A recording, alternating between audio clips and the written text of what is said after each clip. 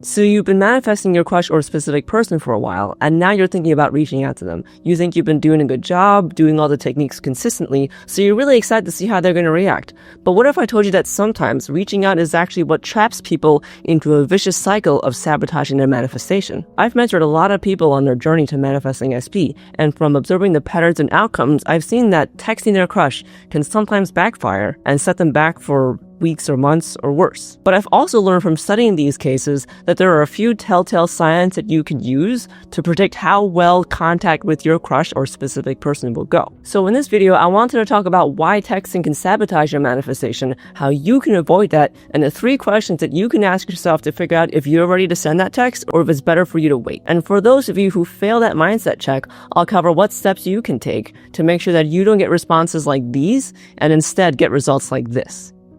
But first, in order to understand why texting can backfire, we need to establish that the law is in action at all times. It's a law, so just like the law of gravity operates all the time, the law of assumption is always working. And according to Neville Goddard, any attempt to change the outer world before he changes the inner structure of his mind is a labor in vain. And Seth, my favorite sports teacher who wrote the Seth books along with the help of Jane Roberts, backs this up by saying, there is no other way to change your physical reality but by changing your thoughts. Meaning, it doesn't matter what you do in a 3D, if you haven't changed anything about your 4D, what's in here, then nothing is going to change in physical reality. You're going to keep getting the same results until you change your mindset. And that's why 2 people can do seemingly the same thing in a 3D, but get vastly different results. But now you might be wondering, how would texting a specific person sabotage a manifestation if it's a 3D action and not a thought? So to answer that, let me show you a common occurrence that I've seen play out with people when they're manifesting SP. So let's say you've been doing a visualization, you've been scripting or doing affirmations for a while, and you're feeling pretty good. Sometimes you even catch yourself just naturally dwelling in the state of the wish fulfilled, feeling like everything's going to turn out well. But now you're still curious to see what'll happen if you send that text. You're dying to see if your hard work is going to pay off. So you send that text. And then crickets. For hours, maybe days, or worse, they curse you out, or they ask you to leave them alone, or they just silently block you. And so now your faith in the law wavers. You start to spiral. You start to think, maybe I'm not good enough for them or for anyone. Maybe you start to think, this is all a bunch of BS. This was so stupid. How could I have thought that I could have manifested them back into my life? Maybe some days you have the strength to talk yourself out of this negative line of thinking again. But when you do, you can't get those texts out of your head. And you start to wonder, why don't they want to talk to me? Do I mean nothing to them? Is their heart set on someone else? And this is the worst trap I see people falling into. They weren't ready to test the 3D, but they thought that they were. And so they sent that text. And whatever they got back, instead of realizing that their thoughts create their world, they took those results as fact. They started to believe in those results. So that creates this negative feedback loop where they allow this negative 3D that they saw to influence their 4D. And so now they're creating from that negative 4D, from feelings of rejection, feeling like they're not good enough, from that lack state, from the state of not having. And so now they're at a disadvantage from before, where their mindset was better, stronger, and more optimistic. So that means they would have been better off not texting and continuing to manifest until they were actually ready to send that text and handle the 3D. So how can you avoid this? How can you tell when you're ready? I've come up with a series of 3 questions that you can ask yourself to predict whether or not your crush is going to respond warmly or not. So the first mindset check is to ask yourself, what has your general sentiment been on an hour-to-hour basis or on a day-to-day basis? Have you been feeling loved, desired, attractive, confident that you're a catch? Or do you primarily dwell in a state of feeling rejected or overlooked, unlovable, or fretting that your crush or specific person won't accept you, or feeling jealous that they prefer someone else instead? And of course, this is not just limited to the adjectives or descriptions that I just listed. There's plenty more ways to feel good and bad about it. So if you're not sure where you fall, then think about the future version of yourself who is in a happy, stable relationship with your person. What would you be feeling primarily then? And how close are those emotions with where you are right now? So for example, if you're feeling resentful about things that happened in the past between you and the person that you're manifesting, in your ideal relationship with them, this would already be resolved and fixed. You've already have both moved past it. So in that case, would you still feel resentful, unheard, or like they owe you big time? Or would you feel glad you moved past it, no longer bitter about how things turned out, and just overall feeling peaceful? Or if you feel jealous or insecure that they're dating someone else, ask yourself, in their version of reality where they left that person for you and you both ended up together, happy and full of trust, would you still feel this jealousy or resentment? Or would you instead feel secure, happy, content? Basically, if they were the ideal version of them that you wanted right now, what would you be feeling?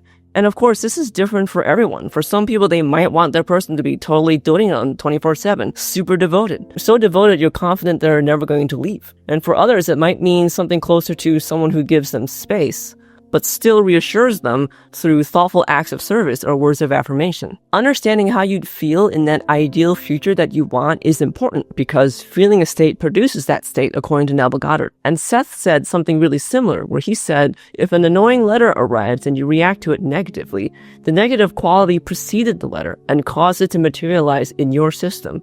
Now, you do not force someone to write such a letter, you see. You broadcast the negative feelings, which were then picked up by whomever was ready to receive them for their own purposes.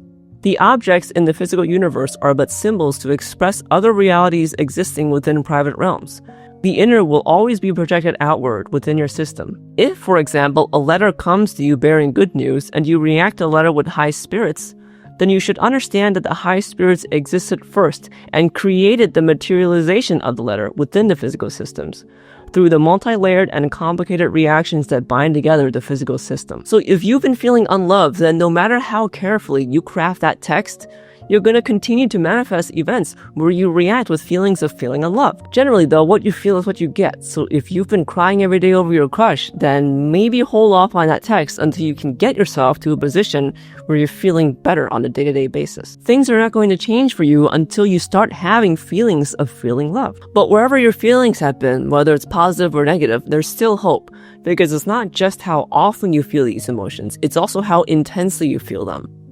So Seth, my favorite source teacher that I mentioned before, who was what you would call an oversoul channeled by Jane Roberts, once said that it's easier for us to manifest good constructive things than for us to manifest negative destructive things. And that physical reality, or Earth, is basically like a sort of soundproofed, padded kindergarten where we're creators in training, learning how to focus our energy to create more responsibly. And so the physical world, or our learning grounds, are heavily weighted or tipped in our favor. So even if you feel negatively pretty intensely, if it's not that frequent and you're often in a neutral, relaxed state, or in a state of feeling how you would feel if things went your way, then great, there's a chance that the text can still go well. Or if you frequently feel negatively, but it's not too intense, and you occasionally feel positive emotions very intensely, then this could cancel out the negative feelings, even if they're more frequent, because intensity still matters. So what this means is if you feel pessimistic and lonely, but every so often you really do feel loved and chosen, then you may still be on track to successful contact with your specific person. Overall sentiment or feeling is just one facet to take into account though.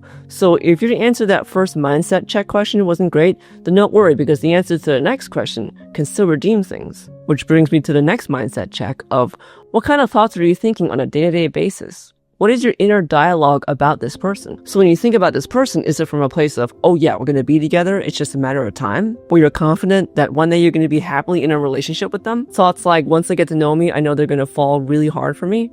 Or are you instead thinking from a negative perspective of giving weight to the past, such as, oh, they're still mad at me for what I did, or I'm still mad at them for leaving me? Or are you giving weight to circumstances like they're still so cold and distant sometimes, or that they said they wanted to focus on career or school, or they're still with the third party and I'm jealous, or they don't even know that I exist, so how can we possibly date? Again, if you're not sure if your overall thoughts are in line with thinking from the wish fulfilled, then ask yourself, if I were the person who has my ideal desired outcome of being with them in a happy, stable relationship where everything has been worked out, would I still be thinking these thoughts of, oh, they're still mad at me, or why are they being so hot and so cold sometimes, or sometimes they're sweet, other times they leave me on red, or I hate third party and wish they'd go away? How could they choose that person over me? Again, the greatest source teachers of the law told us that there was nothing to change but the self, that you reap what you sow in your thoughts. So if you're thinking from these negative perspectives of not having your desire, and that's what you're going to get. Seth said, listen to what you tell yourself every hour of every day. These are your beliefs. They are clear. Listen to them. And that was in a context of exploring what sort of ideas that you generally tend to hold in your head. Because when you look at them, you're going to be aware of what you're manifesting from. What kind of 4D environment are you using to create your 3D? So if you spend a lot of your time arguing with your SP in your head, thinking about all the ways that you were right and they were wrong for treating you like that, or thinking intensely about how bad you have it and how awful the current circumstances are, then definitely do not send that text. But if your thinking is a mix of the two, then good. That's better than fully negative thinking. But if your thinking has been hot and cold, then don't be surprised if texting them gets you a lukewarm response. You're going to manifest a combined overall sum of your thoughts and feelings, so both the good and bad. You're just going to get this wishy-washy version of your SP who's going to be neither here nor there. Not what you want, but also not what you absolutely would hate. On the other hand, if you feel like you've been mental dieting really well and you can't remember the last time that you've been thinking any negative thoughts about your SP, you don't argue with them on your head, you look back weeks or months from now and you think, wow, I used to think about them super negatively, but not anymore, and you really feel like you've been doing a good job of thinking from the wish fulfilled, then great. You stand a really good chance of getting a good response if you send out that text. But there still is one last mindset check that I recommend you do, and it might be the most crucial one, and here it is.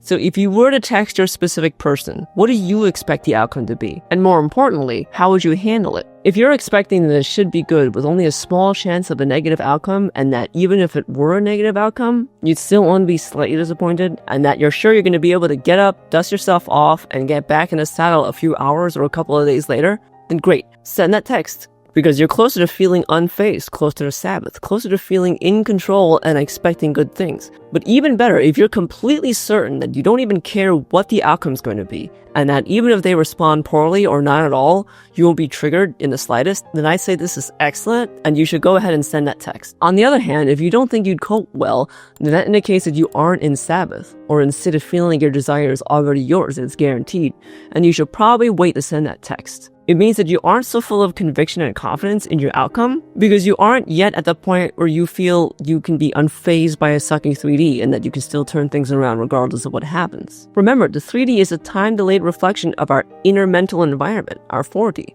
So if you truly know this on a deep emotional level, it's really hard or nearly impossible for you to be fazed by anything that happens in a 3D, because you'll know that you can change it at any time, or that the crappy 3D that you're seeing is just a delayed, laggy reflection of negative past mental states. And as we covered before, this is where it can get dangerous. If you don't fully understand and accept that you create your reality, to the point where bad things can happen and you can be completely unfazed because they curse you out or leave you on red or tell you to leave them alone, and you let this lead you to spiral for days and weeks. Now you're undoing all the mental and manifestation work that you've been doing so far. Not only that, but if you don't understand that you pick the facts of your reality according to what you assume and what you dwell on, then you're going to allow the results to change your mind. Meaning, if you do get up and try again, you've allowed your mindset to drop down a few pegs, so now you're manifesting from a harder position than before. But for some people, they didn't realize that they wouldn't be able to handle the negative result.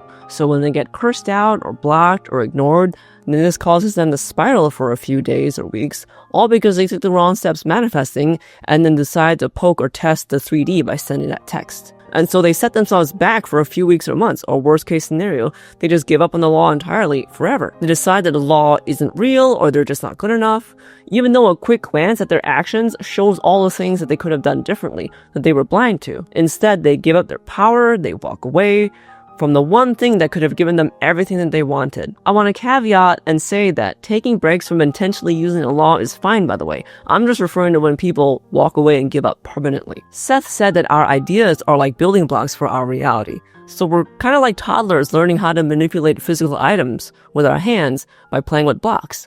Except instead of using our hands as blocks, we use our minds and our ideas. So he said that if we don't like what we made, we can knock it down and build it up again or just change it, just like with blocks. But imagine a baby builds a block tower that they don't like, and then they just sit there and cry helplessly, and then they just decide to never touch blocks again. Seems silly to us, right? Well, that's essentially what people do when they claim that they believe in manifestation. and then they try the law, but they aren't aware of the mistakes that they're making in their techniques, and then they allow their crappy 3D circumstances to phase them and to make them give up. If they really understood how they create their reality, and that they can change, revise, or undo things at any time, then they wouldn't sit there and look at the 3D that they made, at their block tower that they built, and feel helpless and just give up. It's okay to be disappointed for a while, but what's important is this. Can you admit that maybe you didn't do everything properly? That there is some nuance to some techniques? And that there might be something that you can change about your approach that can lead to a different result? Do you have enough understanding of the law to pinpoint the mistakes that you made and the bad results that they led to? Can you take a short break to recover? And then gather the strength and the mental discipline to get back up again. If not, and you suspect that you might be the kind to spiral from a bad text, or if your answers to the first 2 mindset checks weren't great, then what can you do? First of all, don't worry. There are always ways to improve things, and none of them have to suck. If you failed the second mindset check and you realize that you do habitually have negative thoughts, then what I'd recommend is trying to challenge yourself to drop as many of these negative thoughts as you can. Literally, just change your thinking to anything else. I sometimes call this my chicken nugget method because if I catch myself thinking negatively or worrying about something, then I'll just drop the thought and think about literally anything else, like chicken nuggets or SpongeBob or kittens. It sounds silly and like it won't do much at all, but trust me, over time, the more that you practice this, the easier it gets and the more automatic it becomes. If your thoughts create reality, then thinking negative thoughts undoes some of the positive manifestation efforts that you were making. So by decreasing the amount of negative thoughts that you have, you're allowing your hard work to take off and build up over time and shine through eventually. I liken it to hot and cold water. If you're trying to draw a hot bath and you turn on the hot water, great.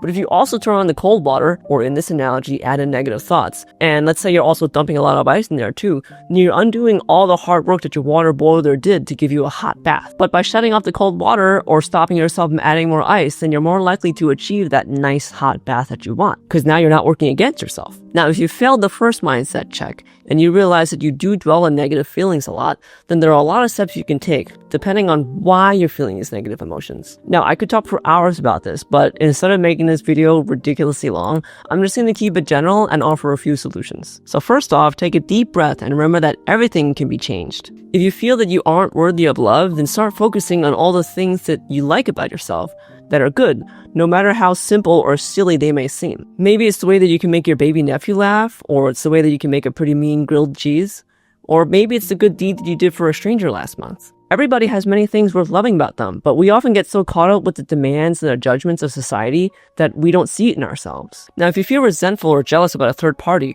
remind yourself that things can change at any time, and that things are not always what they appear to be on the surface. Relationships that look happy aren't necessarily going well, and unless you're a mind reader, you don't know what your specific person actually thinks of third party. And plus, people change, and tastes change all the time. So what they think they want today isn't necessarily what they're going to still want a few weeks from now. I can't tell you how many people I've encountered who have said that the person they ended up marrying and staying happily married to for decades was once someone that they had completely friend-zoned. So you never know what's going to happen. And what I find always helps me when I'm feeling down is giving myself permission to take some time for self-care. Even if that means not being productive for today or having to tell friends that I can't make it, I'll find a way to do something that I love. Whether it's eating comfort food or playing a video game or listening to music or cuddling my pets. I know it's really easy to convince ourselves that we don't need to indulge ourselves like this or to talk ourselves into just gritting our teeth and bearing it, but it really does help to treat ourselves with love and kindness. Sometimes it just allows us to release pent-up negative feelings that we haven't had the chance to properly resolve, that we've just been shoving under the rug this whole time to keep things together. What also helps for me personally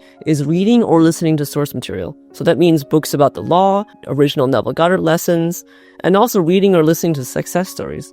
Because they're good reminders for me of how circumstances can change drastically anytime. If you take these steps and gradually start to cut out negative thinking and start to have thought patterns more in line with the version of you that succeeded, or you decrease the time you spend dwelling in negative feelings, then your mental environment will change, meaning your 3D has to change. And after doing this consistently for a week or two, you can ask yourself these questions again to see if you're then ready to text that person. Now, if you're still struggling to change negative thought patterns or emotions, then I'd highly recommend watching this video where I go into what the root cause of this is and how you can change them. Otherwise, YouTube thinks that you're going to like this video. Now, if you have any questions, feel free to leave them in the comments down below, and I'll try my best to answer them all. Thanks for watching, and I'll see you in the next video. Bye!